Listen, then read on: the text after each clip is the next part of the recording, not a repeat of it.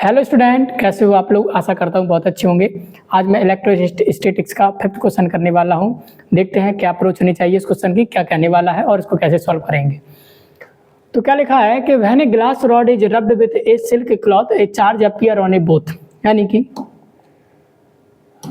A similar phenomenon is observed with many other pair of the bodies. Explain how this observation is consistent with the law of the conservation of charge। मतलब कहना क्या चाहता है question, पहले ये चीज देखिए आप।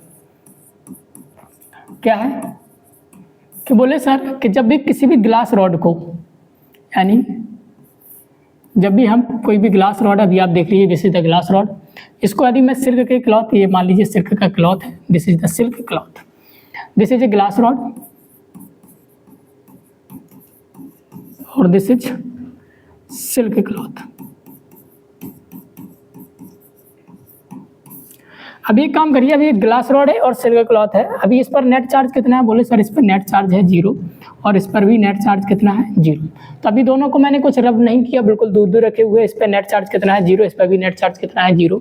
अगर मैं यहाँ पे इनका टोटल इनिशियल चार्ज देखूँ तो आप कितना होगा, बोले सर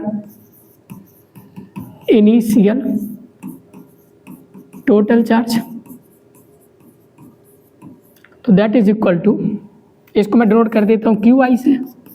कितना होगा, बोले सर 0 + 0 कितना हो जाएगा 0। यानी अभी मैंने देखा है कि इन पर नेट चार्ज कितना है, बोले सर 0 है। यानी दोनों का अगर मैं जोड़ूँ तो भी टोटल चार्ज कितना आ रहा है, बोले 0 आ रहा है। यानी इस पूरे सिस्टम का भी टोटल चार्ज कितना है 0। अब मैं क्या करने वाला हूँ, अब इन दोनों को मैं करूँगा रब। तो जैसे ही आप इनकी क्या करोगे, रबिंग करोगे, यानी रब करो, और रब करने के बाद देखा गया, बोले क्या कि this is your glass rod और this is your silk cloth. तो दोनों पर क्या आ जाते हैं, चार्ज आ जाते हैं। याद रखिए this is the glass rod और this is the silk cloth. Glass rod पर चार्ज आ गया प्लस का, उसी टाइम सिल्क रॉड पर भी चार्ज आया, दैट इज द माइनस। बस अंतर ये रहा कि बॉडी तो दोनों चार्ज हुई रबिंग के दौरान, लेकिन एक बॉडी पर जो चार्ज आया that is a positive charge, और उसी टाइम दूसरी बॉडी पर जो चार्ज आया वो कौन आया, नेगेटिव चार्ज। मान लीजिए इस पर कोई चार्ज आया प्लस के क्यू, उसी टाइम इस पर चार्ज आएगा माइनस के क्यू।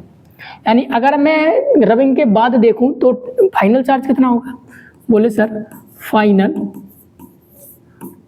Total charge. इसे मैं डिनोट करूंगा क्यू एफ से। बोले कितना है, बोले सर प्लस के क्यू और प्लस में माइनस के क्यू, यानी कि क्यू माइनस क्यू। यानी फाइनल चार्ज भी कितना आ गया, बोले सर 0 आ गया। इनिशियल चार्ज भी कितना था, 0 था। यानी देयर इज नो, ना तो कोई चार्ज क्या हुआ आपका डिस्ट्रॉय हुआ, चार्ज नादर भी क्रिएटेड नॉर भी डिस्ट्रॉय, ना यहाँ पर कोई चार्ज क्रिएट हुआ ना कोई डिस्ट्रॉय हुआ। जो चार्ज इनिशियल में था वही चार्ज कहाँ है, फाइनल में है। तो मैं कह सकता हूँ, बोले क्या, यानी कि Q I is equal to Q F. जो चार्ज इनिशियल में था वही चार्ज किस में है, फाइनल में है। यानी यहाँ पर चार्ज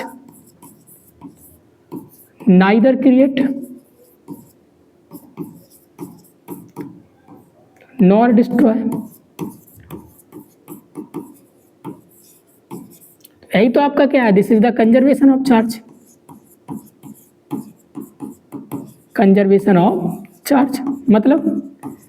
मतलब ये हुआ है कि जब बॉडी चार्ज हो रही हैं, दोनों बॉडी आपस में रब कर रही हैं, तो एक बॉडी पर नेगेटिव चार्ज आता, उसी टाइम दूसरी बॉडी पर कौन सा चार्ज आता, पॉजिटिव चार्ज आता। तो इनका जो नेट आता वो कितना आता, 0 आता है। तो आशा करते हैं कि आपको ये समझ में आया होगा कॉन्सेप्ट के how during the electrification the law of the conservation of charge is obeyed during the rubbing. यानी जब हम दो बॉडी को रब करते हैं तो law of the conservation of charge कैसे यूज होता है या कैसे काम करता है। तो जो भी आती है आपको इस न्यूमेरिकल में कोई भी समस्या हो, सॉरी इस क्वेश्चन में कोई भी समस्या हो, तो आपको कमेंट सेक्शन में लिख के हमें बता सकते हैं। Thank you very much, have a nice day.